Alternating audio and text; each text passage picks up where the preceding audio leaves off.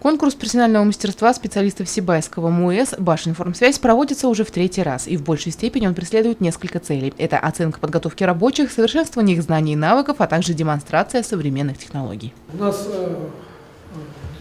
компания развивается динамично очень, связь развивается динамично, новые услуги появляются, и естественно, у нас повышается квалификация наших специалистов.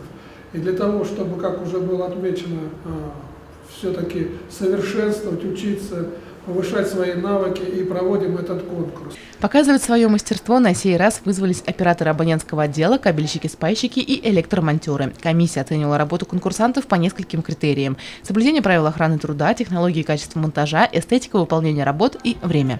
Несмотря на соревновательный характер конкурса, настроение участников было далеко не соперническое. По итогам мероприятия комиссия определила лучших, они и удостоились дипломов соответствующих степеней и денежного поощрения. Елена Афанасьева, Радмир Сингулов, Любовь Карпова, телекомпания СТВ.